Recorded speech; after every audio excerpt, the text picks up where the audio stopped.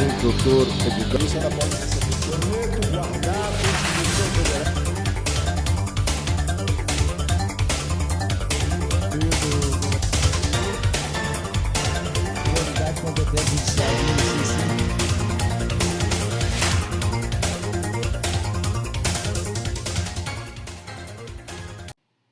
Olá, amigos, tudo bem com vocês? Estamos de volta aí com o nosso Poder em Pauta, né? Depois desses dias de carnaval, um pequeno recesso aí que nós tivemos.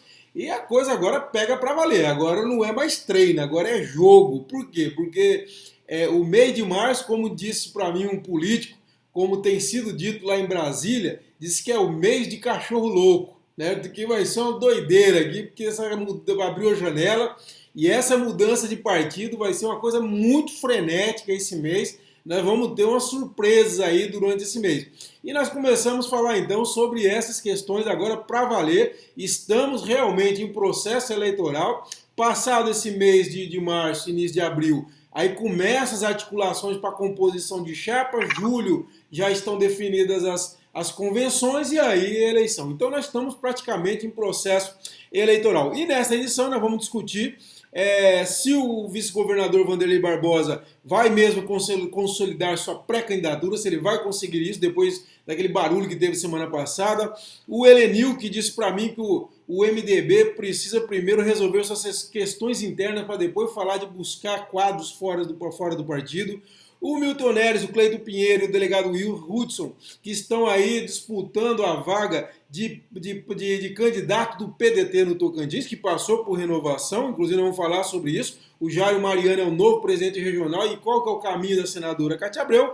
E por fim o PV, que resolveu abandonar de vez o grupo do prefeito de Gurupi, Laurez Moreira, e lançar candidato próprio. O Jonas Barros e outros aliados estão saindo do partido, enfim, o Jonas, que é uma personalidade antiga aí do PV. Pessoal, estamos de volta aí. Primeiro vou cumprimentar aqui meu amigo Doc Júnior. Doc, estamos de volta aí para a nova temporada do Poder em Pauta.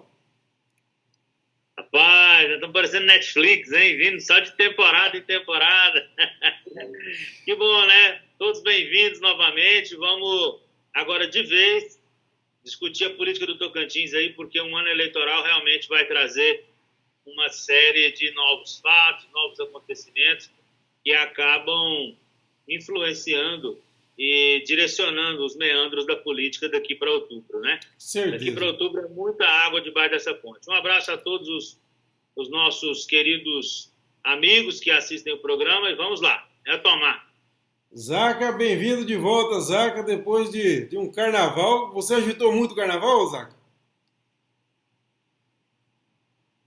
Eu não sou muito de carnaval, não. Eu gosto dos bastidores, eu gosto enfim, de silêncio, de sossego. Eu não fui lá para a folia, não, mas eu acompanhei mais ou menos como é que acontece. As movimentações políticas no corredor da folia, aqui em Gurupi, apenas uma vez que eu estive por lá, e já deu para sentir o clima político aqui está cada vez mais acirrado com a aproximação do período eleitoral oficial, né? Que agora que a coisa está pegando fogo. Que agora é que o ano começa aqui no Brasil. Depois do carnaval, é que o ano começa, né? Exatamente. Até quando o Doc entrou, eu falei, Doc, feliz ano novo, né? Porque começou o ano aqui para nós. Eu já adoro o carnaval. Eu passo 4 dias descansando bastante, lendo bastante. Então eu adoro o carnaval. Mas o que o Zaca falou é interessante. A coisa boa do carnaval é que os blocos estão na rua, os blocos dos políticos, né? Então vai ter aquele bastidor, é muito bom. Pessoal, vamos começar então pelo Helenil, o deputado estadual Helenil da Penha. Eu conversei com ele no final de semana passado, coloquei uma nota agora no ar nessa segunda-feira, ele fazendo a seguinte ponderação, que o MDB está procurando buscar quadros fora do partido, como é o caso da própria prefeita Cíntia Ribeiro, que é cogitada, do próprio ex-prefeito Raul Filho, para ir para o MDB, e, no entanto, não está resolvendo as questões internas. E ele faz vários questionamentos. Ele pergunta, inclusive, quem que é o presidente regional do MDB agora, porque lembrando que o deputado estadual Newton Franco, ele é o vice-presidente, estava no exercício do mandato, enquanto o o ex-governador Marcelo Miranda, que é o presidente eleito em 2018, se não me falha a memória ainda, não, foi no ano passado, né? No ano passado o Marcelo foi eleito presidente do MDB e o Marcelo estava preso e, não, e logicamente se afastou do mandato e o Newton ocupou esse comando. Com a saída do Marcelo, e foi liberado semana passada,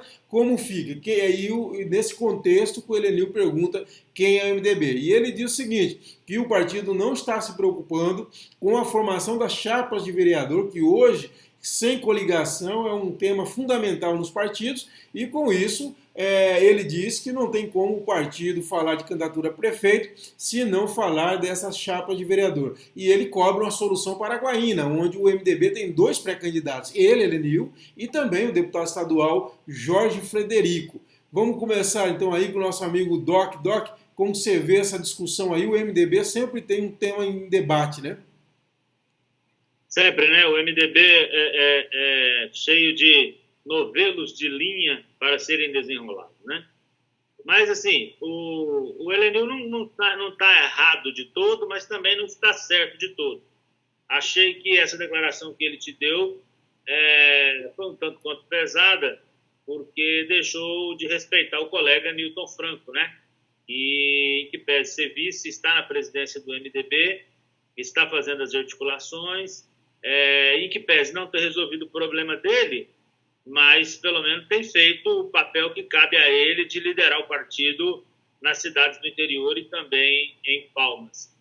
Mas o problema do Araguaína é sui generis, né? Araguaína tem 2 candidatos ao do MDB e, como a gente já colocou aqui em outros programas e você já fez uma coluna acerca do tema, Jorge Frederico não apoia Dimas, mas Elenil apoiaria.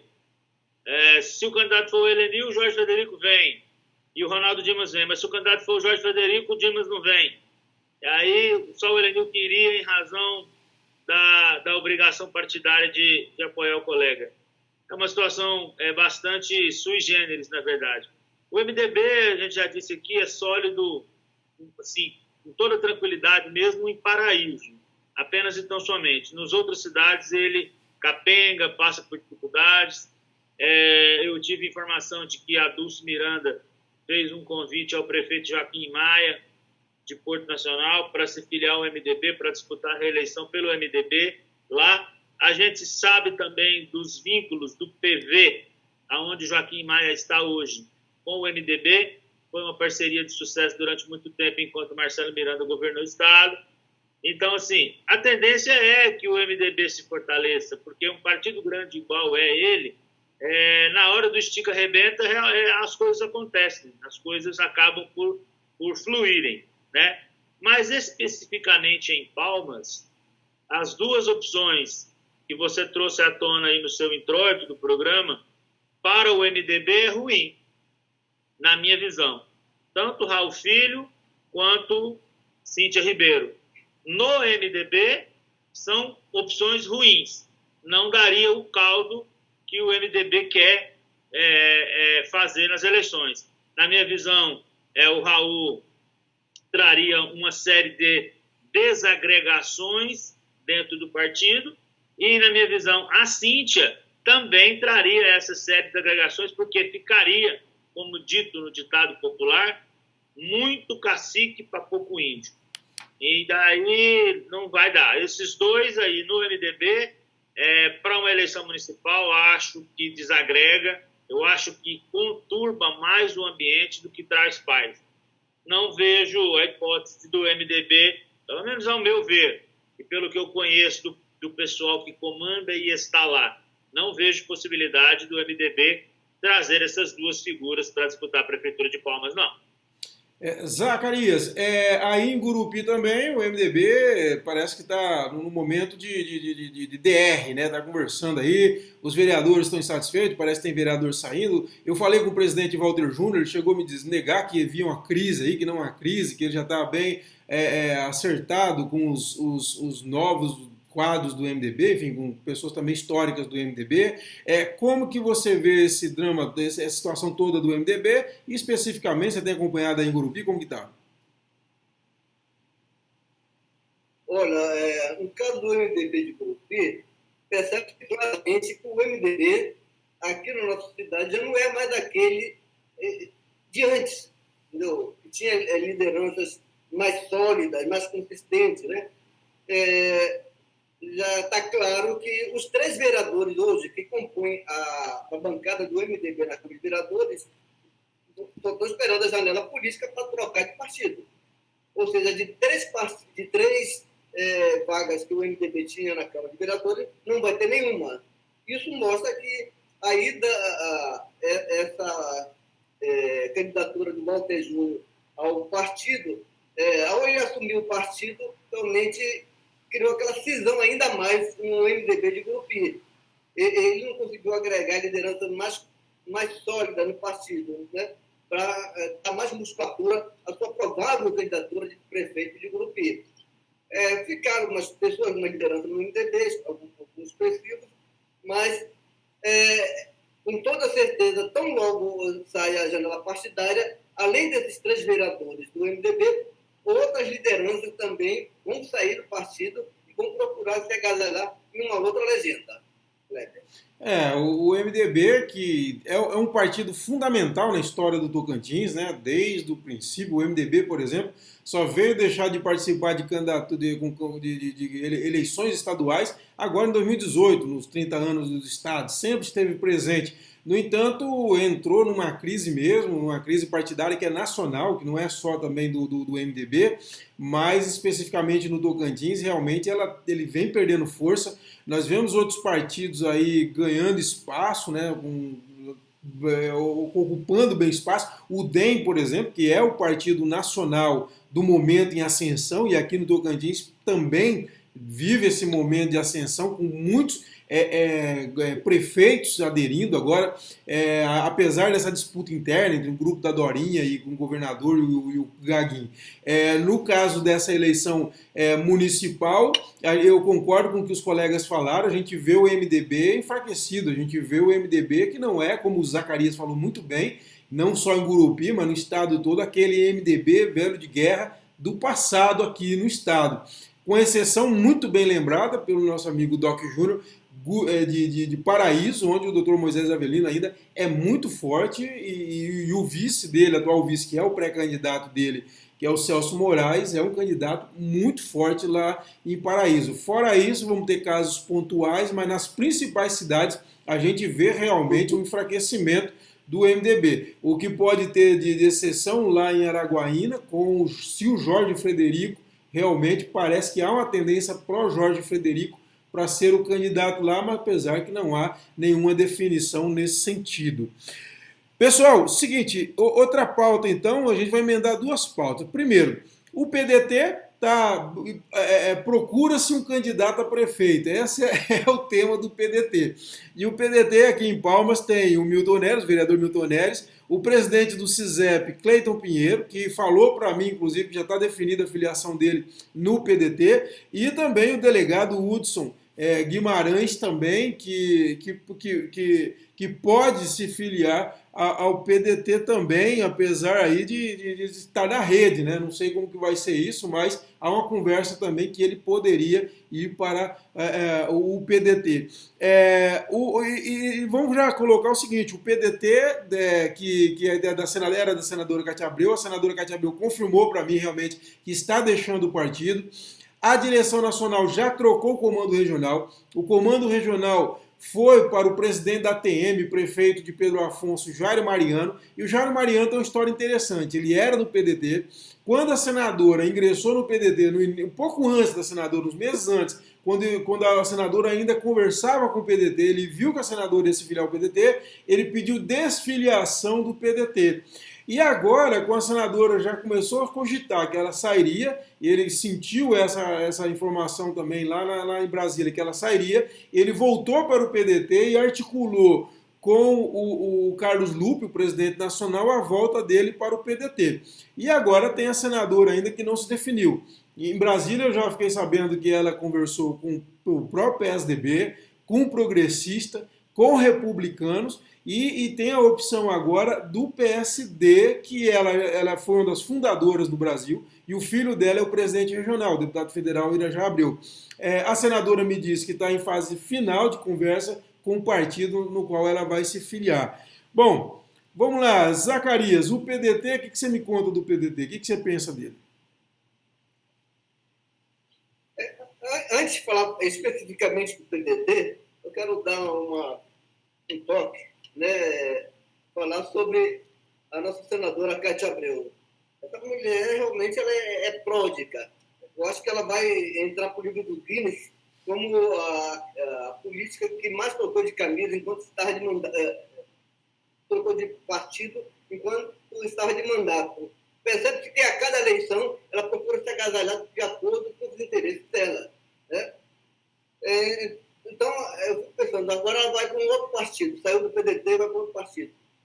E nas próximas eleições, para que partido será que ela vai? Para cada eleição, um partido.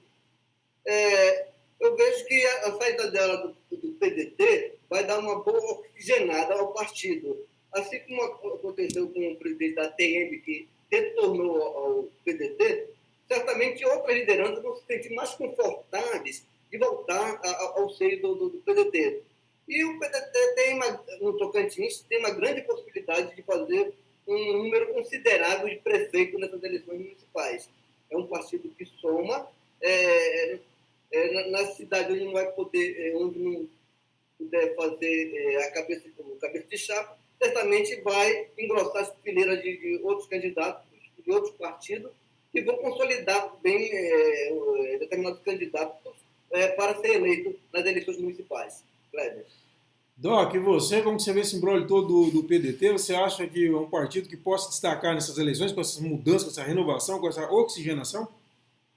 Cara, a sacada do Zacarias é ótima. É o retorno do filho pródigo. Eu acho que o caminho é o PSD mesmo. Ela ajudou a fundar o PSD com o Gilberto Kassab. O Irajá está lá desde o começo, né? Nunca saiu.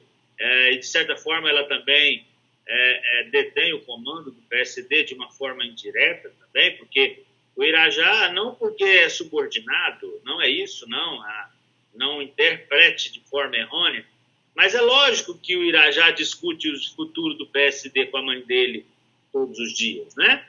Então, acho que é natural isso ocorrer. Se o meu pai fosse senador e eu também fosse, e ele fosse de um partido e eu fosse de outro, nós trocaríamos figurinha acerca dos dois partidos. Isso é natural, né? Não aqui, não estou falando de subordinação, estou falando de uma questão de relação natural. Agora, quando a Cátia chegou ao PDT, me lembro muito bem que a Luana saiu para o PSDB e o Jairo Mariano ficou sem partido.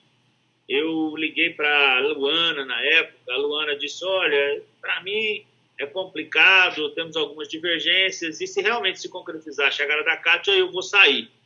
Ela disse isso. A Luana realmente precisava de achar um partido, porque o mandato parlamentar era necessário ela participar de algum bloco ali dentro da Assembleia, então ela tinha que se encaixar em algum lugar. O Jairo, como prefeito, presidente da ATM, não tinha tanto essa necessidade de pular para o partido X ou Y. Eu creio que o PDT dá, sim, uma oxigenada, porque a Cátia é uma senadora prestimosa, inteligente, batalhadora, mas tem os rompantes, né? Isso é inegável. E esses rompantes acabam por afastar muita gente, né? Isso não é novidade no Tocantins. E nem na época do governo do Lula, e nem agora, quando ela é senadora, que esses rompantes afastam vários políticos. Então, creio que vai haver uma revoada. Existe revoada de volta, Kleber? Não, né? Revoada de ré? Vai haver um regresso aí de algumas pessoas ao PDT ou a filiação de alguns novos ante a ausência da Cátia Abreu. Conversei com o Milton Neres também. Na sua introdução você disse acerca disso. O PDT é uma das alternativas do Milton Neres. Ele tem conversado muito, inclusive com o próprio pessoal de Brasília, Carlos Lupe, e as pessoas que mandam no PDT. E para concretizar esse projeto do Milton Neres de se lançar candidato a prefeito de Palmas, ele precisa de uma sigla que lhe dê segurança, e o PDT é uma das que está na lista dele. Isso ele já me disse pessoalmente. Vamos aguardar mais um pouquinho, essa saída da Cátia tem que acabar de se concretizar, e concretizando, algumas peças se reencaixam novamente, mas creio, também pelos bastidores da política que ouvi de algumas pessoas de Brasília, o caminho me parece ser o PSD, principalmente porque acaba de fortalecer o partido no Estado e torna-o muito grande, com 2 senadores da República. Eu acho que você lembrou muito bem. Primeiro ponto, a senadora é uma grande líder, isso aí é inquestionável. Ela tem uma firmeza de postura, ela é uma estudiosa. Eu lembro daquela história do relatório que ela fez quando ela foi relatora do fim da CPMF, foi um relatório impecável, parecia uma coisa de economista mesmo, muito tão refinado, que foi elogiado, inclusive, na época, sobre isso. Agora, ela tem esse problema, realmente, que você apontou, dos rompantes, que é uma grande dificuldade, e eu vejo um outro detalhe, além dessa questão pessoal, da personalidade dela, a Cátia, ela vive um momento de transição, ela tem reposicionado o pensamento político dela. Eu vejo que ela adota uma linha mais progressista, ela saiu de uma linha mais conservadora, lá da época do PFL ainda, né? A partir de uma linha mais progressista a partir do governo Dilma, que gerou problemas com ela, por exemplo, com o grupo de pecuaristas, né, que é o grupo que sempre foi o grande cabo eleitoral dela. E esse reposicionamento político para ela também, logicamente, leva a essas mudanças de partido que ela tem feito. Agora, realmente, ela tem que se repensar, eu já defendi isso várias vezes, ela tem uma dificuldade, o resultado da eleição suplementar dela em 2018 e o resultado do Ciro Gomes em 2018 aqui em Palmas, no Tocantins, mostrou essa necessidade de um repensar de toda a trajetória e do jeito político dela. Agora, o Doc falou uma coisa importante, não se trata de subordinação. Na verdade, o PSD já faz parte do grupo da senadora Cátia Abreu, que querendo Irajá ou não, a senadora é a corrente política na qual ele se enquadra, e isso aí ficou claro, inclusive, em 2018, quando o PSD apoiou o Marlon Reis junto com o grupo da Cátia. Então, assim, a discussão foi o grupo da Cátia que foi levado aí ao grupo do Marlon Reis, e aí a Cátia participou de toda essa conversa. Então, isso é importante que se diga. E realmente eu também vejo como um caminho natural. Eu fiquei sabendo que houve uma tentativa dela de pegar o PRB, o Republicanos, não deu, o Gaguinho entrou na história, se colocou ao lado do César Halum e garantiu o Republicanos.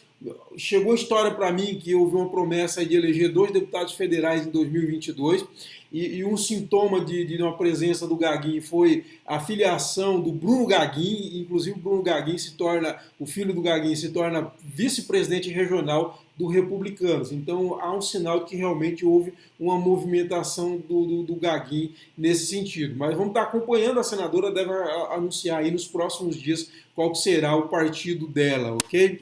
E nós vamos falar agora aqui, vamos pegar a agenda aqui, do PV lá em Gurupi. Zacarias, o que está acontecendo com o PV em Gurupi, Zacarias?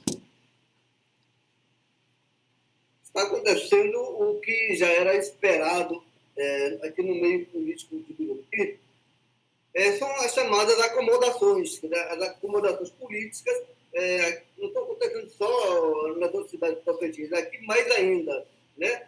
Porque até pouco tempo atrás nós tínhamos mais de 20 pré-candidatos a prefeito, e a tendência é isso ir se afunilando cada vez mais com a definição de nomes concretos para correr as eleições. Sabe-se muito bem que até agora existem 2 correntes partidárias já definidas para as eleições deste ano, uma ligada ao Palácio Araguaia e outra ligada ao prefeito Lourenço Moreira. Existe as alternativas, alguns que gostam de chamar de dia, terceira, quarta, quinta via, né?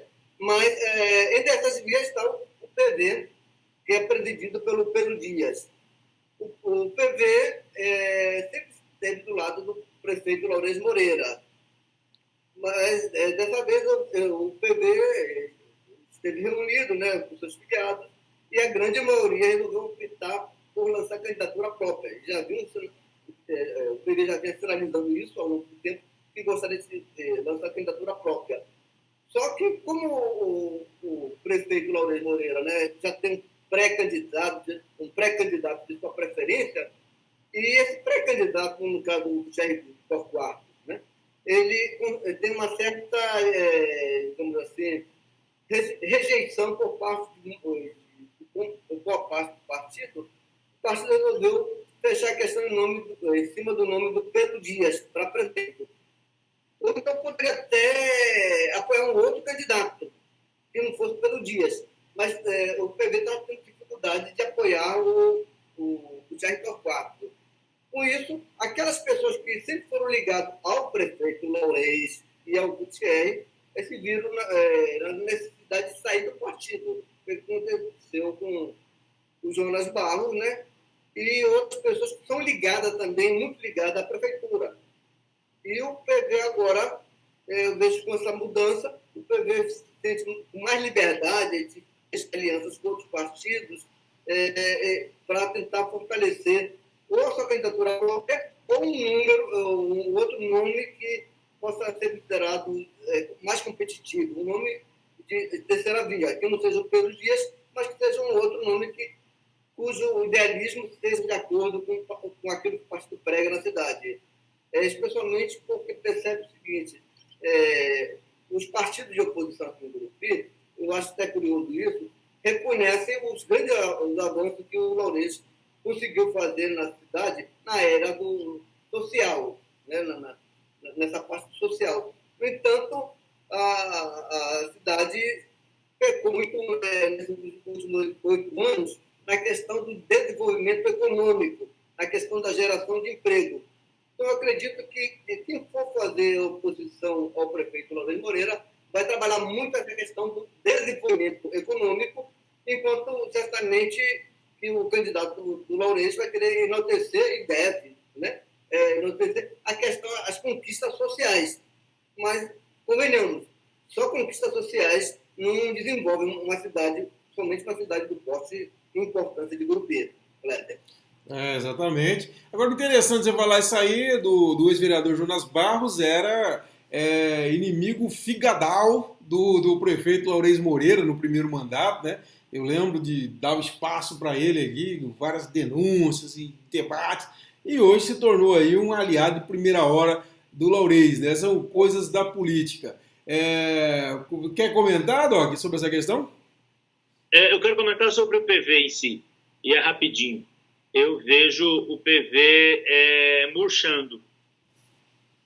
Esteve muito em evidência durante muito tempo, esteve muito bem cotado, durante muito tempo participou muito da política tocantinense, né? Mas com a queda do Marcelo Miranda, eu vejo o PV indo junto. Eu não sei, não posso precisar o prazo que acaba a punição do Marcelo Leles.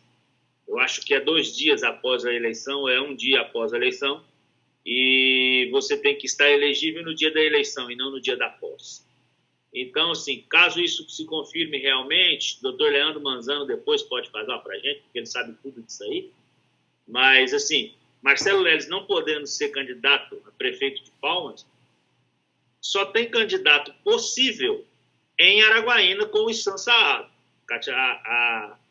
A Cláudia Leles fez um convite para que ele enfrente, mas eu vi ele, depois que conversei com ele lá na Assembleia, meio reticente em relação à proposta. Não, acho que não é muito interessante agora, o meu trabalho parlamentar ainda está pela metade, seria mais interessante que o meu suplente disputasse, e o suplente dele não é do PV. Né? Então, assim, vejo o PV dando uma murchada. Já teve mais em expansão e agora está retraindo. Assim como o Zacarias colocou em Gurupi, aqui em Palmas, além do Marcelo Leles, não há uma outra pessoa que tenha musculatura para enfrentar uma eleição. Em Araguaína, o Issan Saado realmente teria força do poder econômico e também votos, porque foi eleito por aquela região, mas aí acabou as lideranças também, a não ser a Cláudia Leles, que já está lá na Assembleia, né? Então, assim, eu tinha a prefeita de Natividade, também já não está mais, também, né? E aí tem o prefeito de Taguatinga. O Miranda. Mas, assim, nada de expressivo, nada que signifique realmente algo a ser considerado, não é? E o PV, ele foi, assim, o partido, se eu não me engano, eu não estou com os números agora, eu tenho esse levantamento, mas me parece que, em termos percentuais, foi o partido que mais cresceu em 2016. Ele tinha feito em 2016 12 prefeitos, depois fez mais o Miranda Taguatinga, 13 prefeitos. Aí ele perdeu uma boa parte, foi o DEM, foi para o PSDB, e o Joaquim Maia, que é a estrela, digamos, do PV, ele está de saída também. Né? Tudo indica que está de saída, vai para outro partido também. E é aquilo que você falou, no governo o PV soube usar bem esse momento bom para ele fazer o partido dar esse boom. E o fato do Marcelo Leles ter saído de cena, eu acho que pesou bastante, apesar da habilidade da Cláudia, o Marcelo era muito presente, né? A presença do Marcelo Leles sempre foi muito forte também em relação ao PV, lembrando que o PV teve também o vice-governador, né, que foi o primeiro candidato, Marcelo Leles, depois ele foi impedido, e a Cláudia Leles foi a vice-governadora, e depois então teve aí o maior crescimento proporcional, o PV, em termos de número de prefeitos, e agora realmente perdeu quase todos. Pessoal, para a gente encerrar, nós vamos falar de um tema marcante do início do final de semana passada, que é essa possibilidade da candidatura do vice-governador Wanderlei Barbosa estar naufragando, né? Eu cheguei lá e outros colegas também deram que o Wanderlei teria desistido, houve esse movimento. A conversa é o seguinte: teve uma reunião em Brasília com o Gaguin e o governador Carles, 2 deputados presentes, e na conversa o Wanderlei falou que não tinha o dinheiro para a campanha, o teto da campanha em Palmas deve estar em torno de 8 milhões e 900, que é o que a pessoa pode gastar, o candidato pode gastar na campanha, ele falou que não tem essas condições, e o governador Carles disse que não tem condições de ajudar financeiramente a campanha, e o Gaguin também não, e aí ele chegou desanimado, teria ligado para o Marlon Barbosa, e dito, falou assim, segue teu rumo, cuida da tua vida, que eu não sou mais candidato. E isso aí repercutiu, vários veículos divulgaram, eu apurei isso aí, realmente, 2 deputados estaduais confirmaram isso para mim, que ouviram isso, enfim.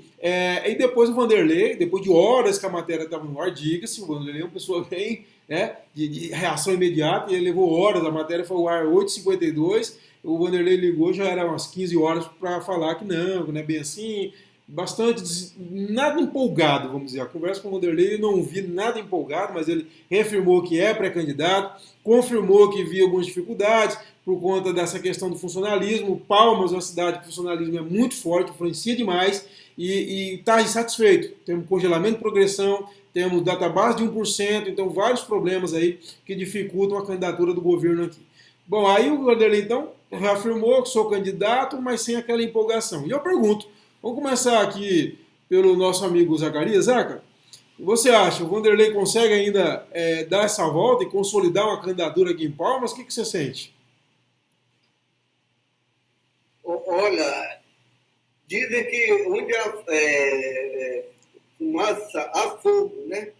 Então, quando essa notícia da saída do Wanderlei do processo eleitoral, comecei pensando, quais foram os motivos? Geralmente, o primeiro motivo que se alega realmente é a questão financeira, né? Mas também não se faz campanha só com dinheiro.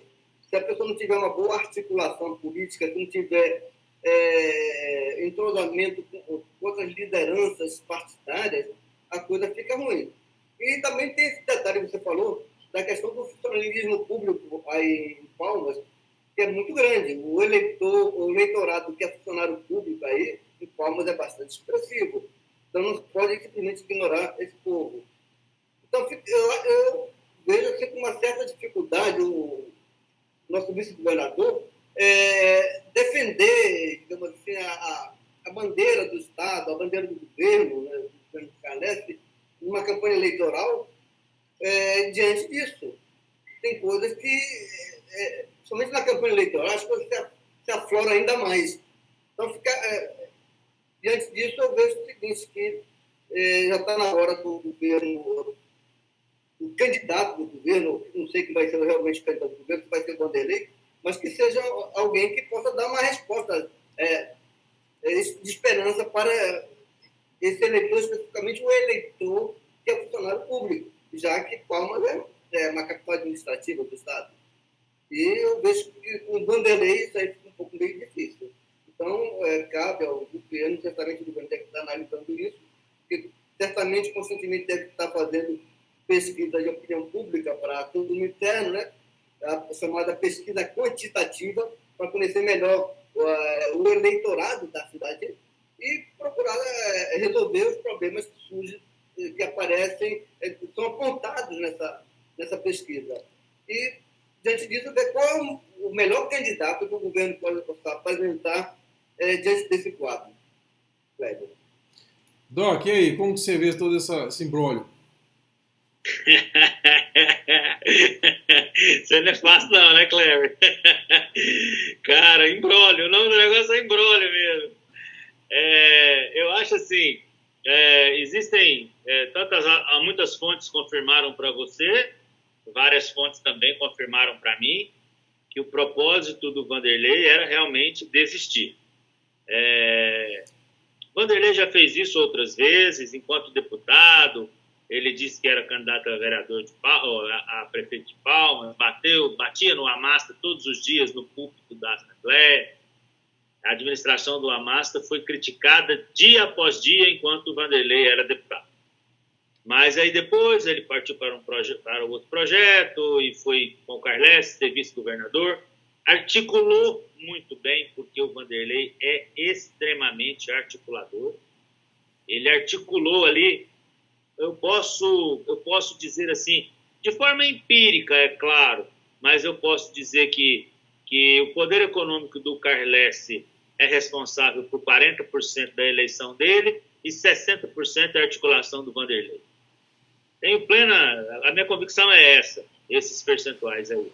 O Vanderlei é muito inteligente, muito articulador, e ele não dá ponto sem nó.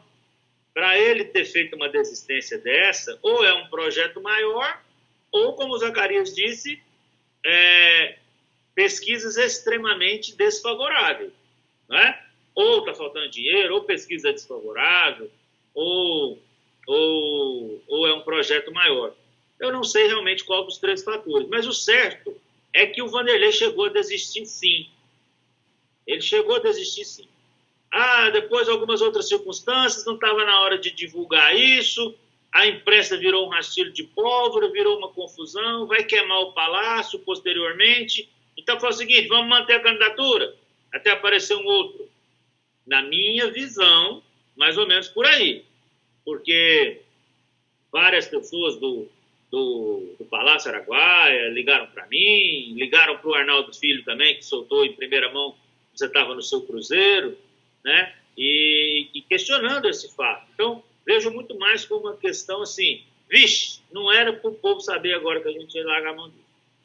Mas, assim, em todo caso, se nós analisássemos ali, Kleber, quem o Palácio teria na mão para disputar em Palmas, se nós fizermos as exclusões ali, Wanda Monteiro, né? Como você falou esse dia para trás, está com um partido com as burras cheias de dinheiro, né?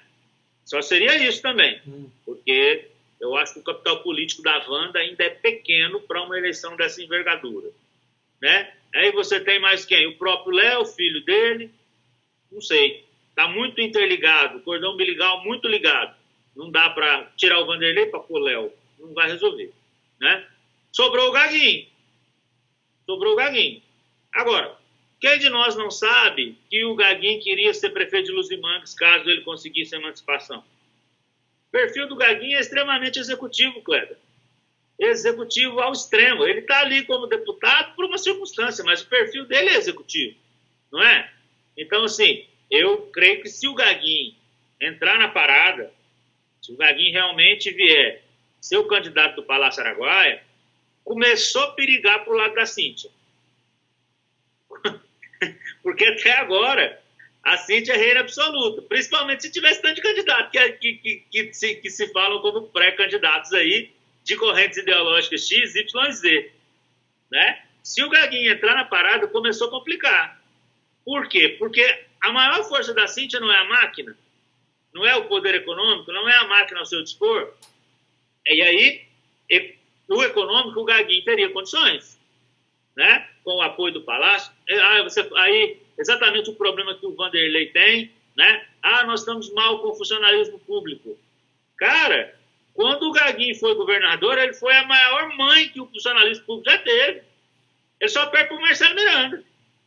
O Marcelo Miranda foi a avó, a mãe, tudo, né? O Gaguinho só foi a mãe, né? Mas polícia promovida, e uma série de outros fatores que o Gaguinho fez em prol do funcionalismo público. Então, assim, problema com o funcionalismo público é um problema que o Gaguinho não tem, né? Ele não sabe quem vai pagar e nem de onde vai tirar, mas ele faz mais, né? Então, é isso também, né? E veja assim, por fim, Kleber, a questão é o seguinte: por que é conveniente para o Palácio bancar um Gaguinho, por exemplo, e deixar o Vanderlei para disputar uma reeleição em 22? Porque a eleição do Gaguinho sobe o Lázaro Botelho.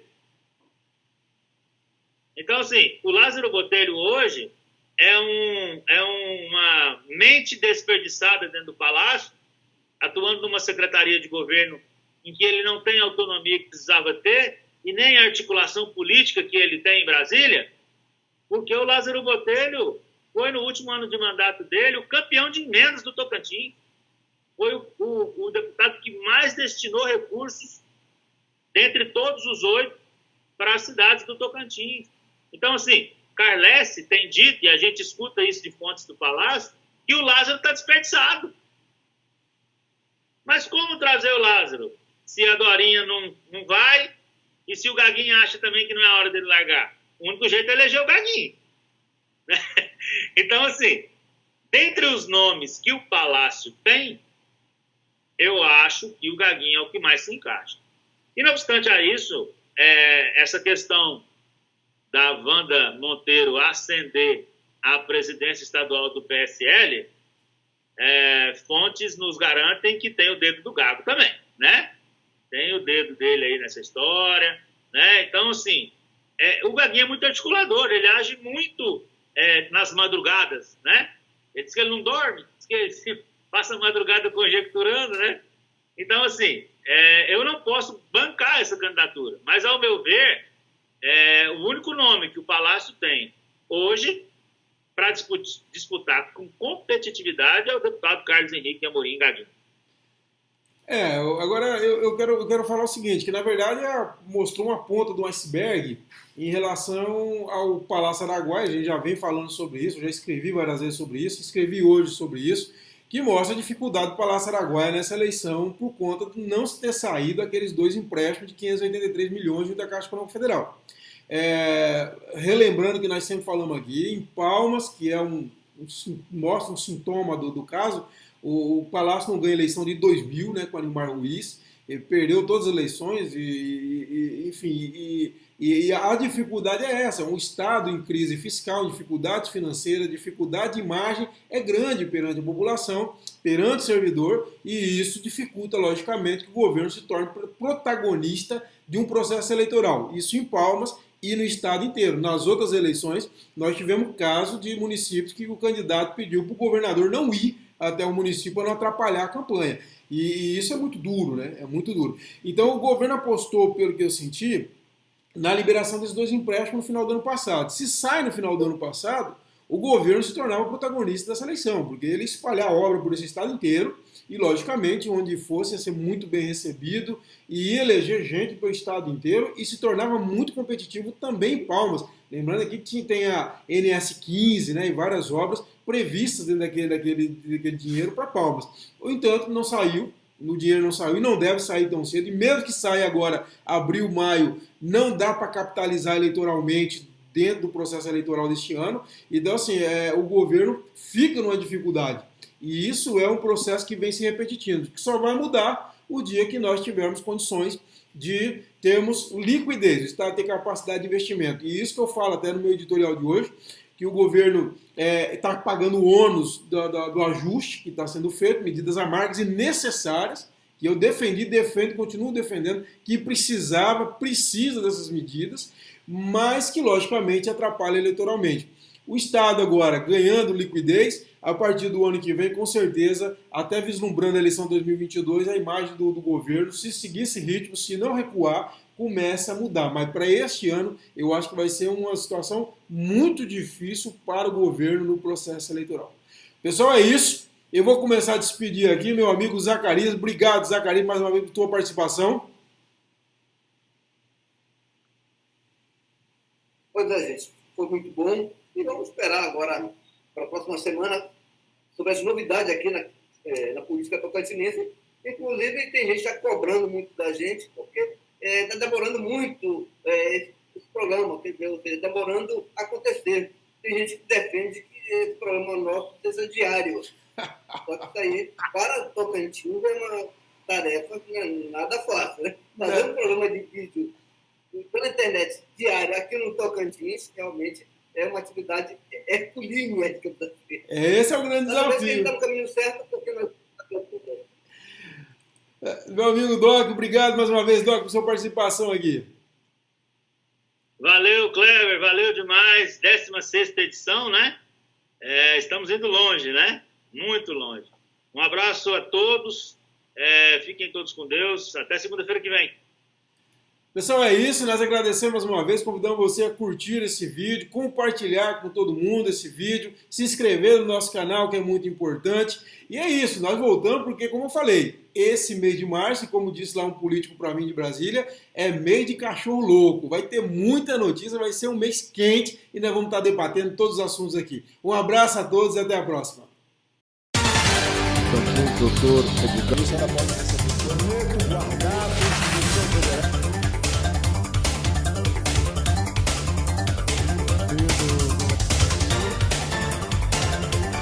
competência judicial de